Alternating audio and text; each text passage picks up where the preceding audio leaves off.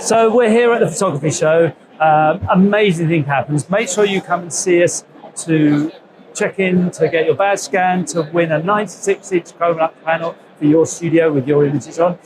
Come along to see the amazing products we've got, but also to come and listen to some of the great talks we've got. This is going to be saved, so it'll be broadcast later on via all of our different channels. But I'm here right now with Gurvir. Gurvir, good to see you, my friend. Thank you for joining us.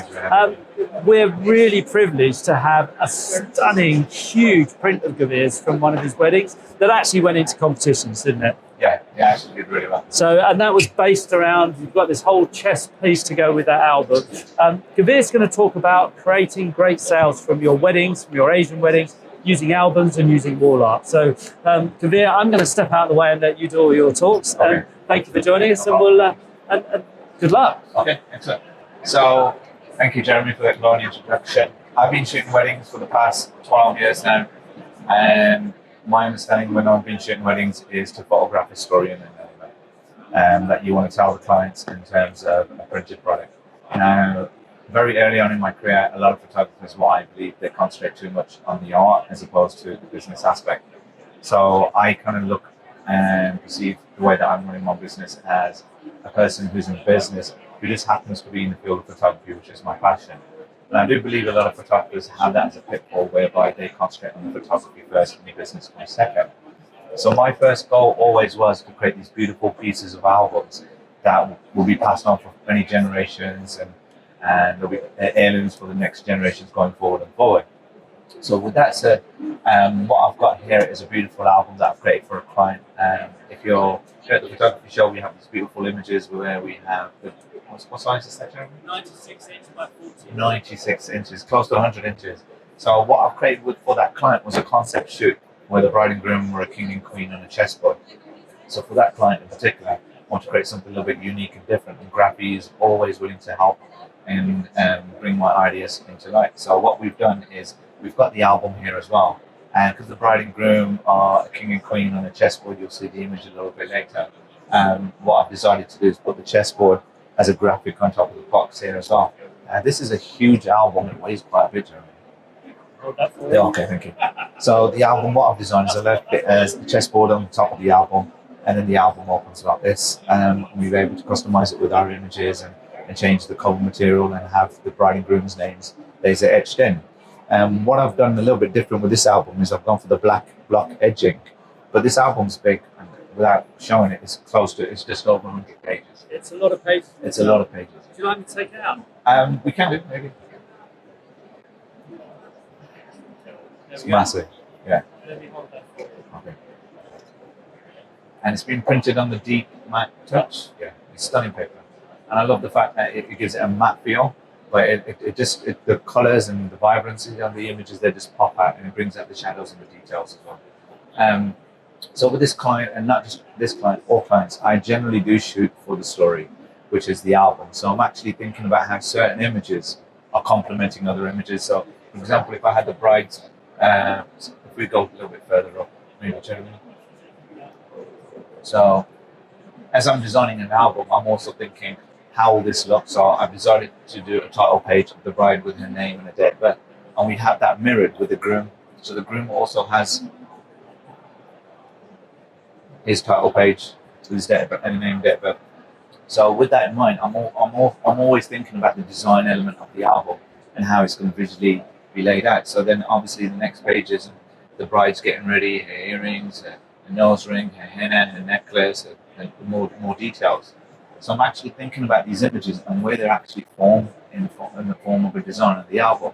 Sometimes, very early on in my career, I was taking a lot of beautiful images of brides and grooms, but then some images weren't actually tying up with another image to tell the story. So I actually think about the end product, but it's not just with portraits, it's actually throughout the whole ceremony and throughout the whole event of the day when it comes to the first dance and cake cut and details and everything else. But very quickly I was understanding, okay, with the album sales, the way I design albums and the way I actually photograph a wedding as well is to maximize the amount of income that can be generated per client after the wedding. So instead of, as a studio, I don't shoot no more than 30 weddings a year. So I don't have to photograph 60 weddings.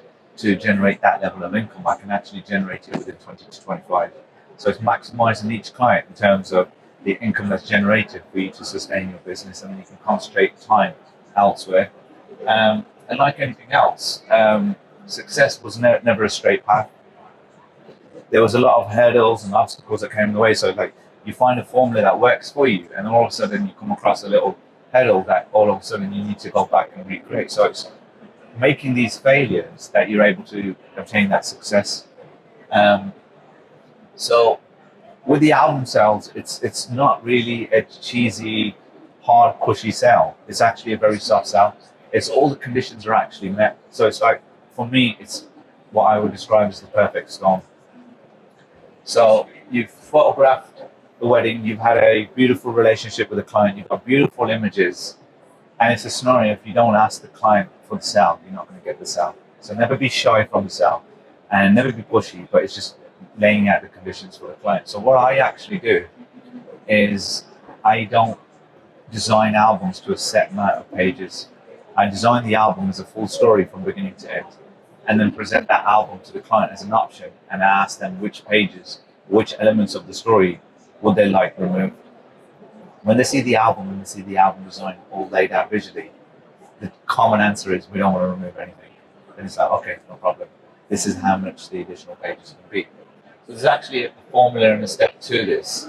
So like I said, if you don't ask for what you want, you will never get it. And you'll never know if you could have got it if you didn't ask. So like I said, it was the perfect conditions of the wedding album. It's, in most cases, it marks the origin of a new bloodline on earth.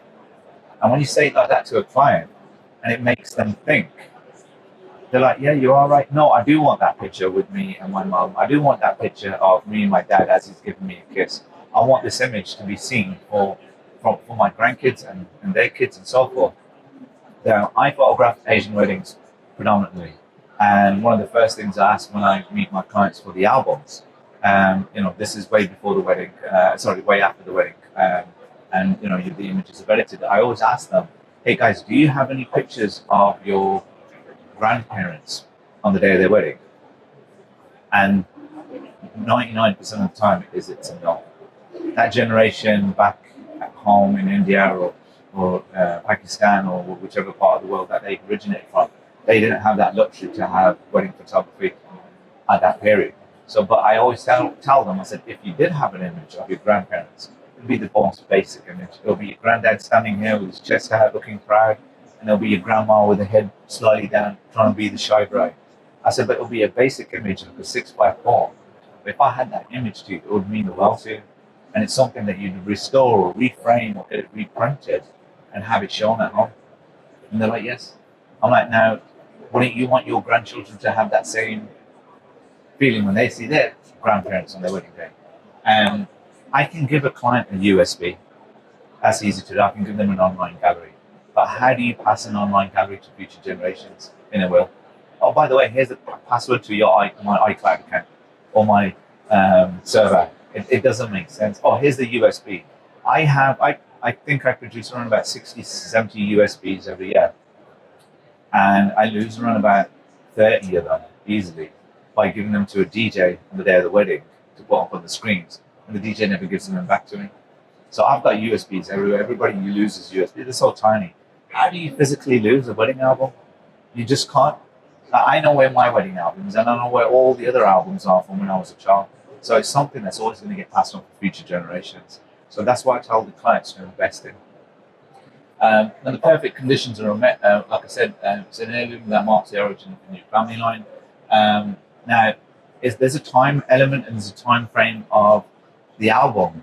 Now, if, for example, I photograph a client on, let's say, 1st of July, and I've now given them the images or now trying to meet the client in December, nearly 6 months later after the wedding day. 6 months is a big window. Anything can happen in 6 months. She could be expecting a child. They could be buying a new house, a new mortgage, a new car, and lost their job. Anything can happen in that 6 month window. So my goal always is after the wedding is go through the images, get these images edited. Not doing a rush job, but get these images edited in a quick workflow and having the album designed. And then it's a case of messaging the client, hey guys, your image is edited, so is your album design. When are you free to meet up? And that's it. And then all clients will be like, oh my God, that was quick. Because you catch them in that honeymoon period, they'll probably just come back off their honeymoon. So they're all excited, they're happy, they're in a buying mode. So you've had an excellent service with your client, you've got them beautiful images, and you've designed them a beautiful album. Now, what I do, it's one of the things that I learned very early on, and I made little errors and mistakes, and I'm just correcting them, is I used to show clients all their images on an online gallery. And go, hey guys, here's all your images. On the basis that I just wanted to please the client, to say, hey guys, here's 1,500 images, wow. I'm trying to impress them. But then when it comes to the album, that excitement of seeing your images for the very first time is now obsolete. It's gone. You've taken that joy away from them. So now they're just seeing the design element like this. But if the first time they actually see their wedding images is in the form of a wedding album design, that album design and the way that you told the story is easy. So you don't need to push it. So I pre-designed the wedding album for them. It's not a hard sell. Setting it all up. So I, very early on in my career, I did have the option of, hey, here's the wedding photography and images only. And hey, here's the option to buy an album after. And now a lot of clients will bring the price down to book you for the wedding photographer. Will say, hey, we'll take the images without the album, and we'll do the album as an afterthought.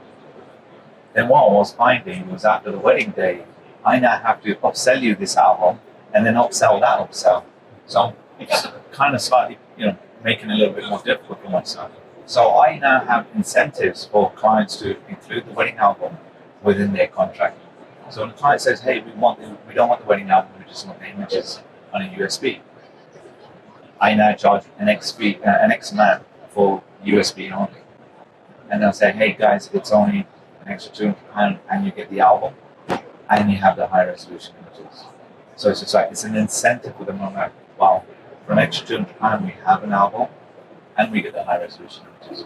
Without the album, what will be charging you? So it includes the album, but instead of including a 20-page or a 30-page album into the contract, I give it as an album credit. So with an album credit, the reason that it's an album credit is there's no ceiling on a credit. So if I was to say to you, hey guys, you have a 30-page album, after the wedding day, that's all you're expecting. You're expecting nothing more other than 30 pages. If I say, hey, you guys have a credit, the credit's open-ended. So anything after that, you're more than wish to purchase. So that's how I get the album within the contract, to avoid the limits and ceilings by using closed terms like, hey, it's a 20-page album, 30-page album. I'll call it an album credit. This is actually how it works in the contract. So I actually put it down as, for example, these are all prices. These are £1,500 credit towards your album, 35 by 25. Then I also put it in brackets how it actually equivalates into figures. Equivalates to 30 pages at £50 a page, so they actually know. But then after the wedding, if a client was to say to you, oh, hey, how come we didn't pay £1,500? We paid a fraction of that or half of that, so why are you charging me double now? The answer is, hey, I didn't give you, I'm not charging you double now. You just had a discount off me before. That's all it is. So you had an album credit for half price or for a third of the cost, however you wish to do it. Now, after the wedding, I create an environment for me to bring the clients in. I try and avoid noisy places. If you don't have your own studio, and like today, if you don't have your own studio, your own space, avoid noisy locations like, for example, coffee houses or restaurants. If you are going to go to a coffee place, just find one where the footfall and the traffic is quiet. Like if you go in there for around about lunchtime, it's going to be busy with the work traffic and everything else. So create an environment, bring them in. And when I used to have the old studio, I used to have wall art on the wall, and I used to have big wall art on the wall, like really, really big eyes, around about the same size as that.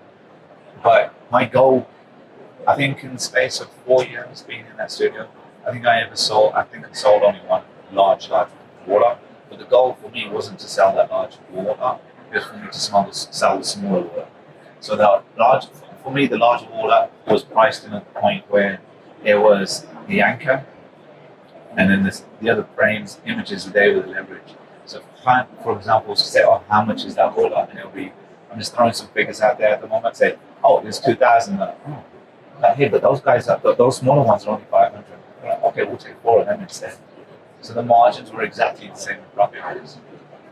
So create an environment, make sure, if you have children at home, that it's all decluttered and, children are able to get their own bed, and just make sure it's a beautiful environment for them to come in and view the album. So I have a quick little catch up with the client. Oh my God, your wedding was amazing. Remember this, remember that. How was your honeymoon? You just don't want to go straight into, the sales on an album. It becomes too salesy. So after showing them that, then I actually sit back. There's a few words that I actually say. I do use the word ultimate. And I say, hey guys, I've designed you an ultimate wedding album. And I've designed it the same way I designed my wedding album. The reason I use ultimate and certain other words and little keywords, is it's a bit of a mind sort of, not a game, but it kind of plays on your mind. So if I tell you, I've designed you an ultimate wedding album, or the ultimate wedding album, you don't need to keep repeating that word once or twice. If they was to reduce the pages by any means, in their mind, they didn't get the ultimate wedding album. But you didn't say that to them. You let them believe that. So I showed them my actual wedding slide, the album. So depending on the software that you use, I used Fundy Designer. It allows me to create these beautiful albums, 100-page plus, within less than an hour. So once I've got the album pages designed, I actually export them and create a beautiful slideshow with them with music. So you actually see each double-page spread as a whole on the screen. Make sure it's a big screen and not a laptop. It makes it a little bit easier to sell. And I find music does sell. And you show them the album. Now, once you've showed them the album, you're just kind of watching and picking up cues, how they're holding each other, and what they're excited about, and what they're giggling about, and what they're pointing at the image about. So you're making these mental notes. And then after the slideshow's been played, the goal is not to say anything. It's to remain quiet and let them say the first thing. And once they say, oh, wow, that was beautiful, now you need to ask them, what I do is I ask them questions the way I know I should be getting a positive response. Did you like those images? Yes. Did you like the way I laid out that story? Yes. Did you like the way I captured the emotion on your wedding day and the essence? Yes. So you just told them yes, yes, and yes. Now they're leaning in, and it makes the sell for the upsell a lot easier, because they're now in a position to buy. Show them the individual spreads of the album, because with the slideshow, they've probably seen each double page spread for like 2, 3, 4, 5 seconds at most. And so I'll go through each spread of the album and talk about each image individually and why it was photographed this way, and why I have that complementary image next to this image, why I have the mom here and then I have a close-up of the mom and the daughter here. So I talk about the design element, not just the images. So I'm explaining why the album was laid out the way it was and why each image was where it was. So if you used to merge pages, it kind of reduces the impact of the story. Get your 3 innocent yeses. And then I show you the collections. And then with those collections, then we have the sell. With the collections, I have my prices laid up in a certain way. There's a scenario where it's called the anchor and the leverage, where my anchor is the highest price that you hear. The next price that you hear after that first figure is your leverage, which sounds a little bit more attractive, and it's a little bit more giving. So the way I actually lay it out is in a scenario like this. So I actually have 3, 4 different collections. So if a client's taking a 30-page album credit in their contract, I say, hey guys, to add an extra 60 pages, it's 60 pages at £50 a page. Is argument's sake, it's £3,000. Now you already have now when you say £3,000, it's like, oh whoa, that's a lot of money for an album. But it's like, hey, you already have an album credit, meaning your balance then will be 1,500. So 1,500 sounds a lot better. But then with the different album collections that you want to provide the client, the goal is to reward the client and give them incentives. Hey, if you take a 60-page album, yes, you're spending £1,500 more with me, but by doing so, I'm also going to give you X, Y, and Z. But if you take an 80-page album, I'm going to give you X, Y, Z plus all of this extra. And if you take the ultimate 100-page album plus, I'm going to give you all of this.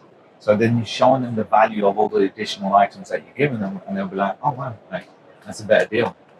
But this helps when on your first initial meeting with the client tells you, you ask the right questions, what they like, what they want to purchase. Now, a lot of my clients do want the option of having duplicated albums for their parents and siblings and grandparents, and I make a mental note of that.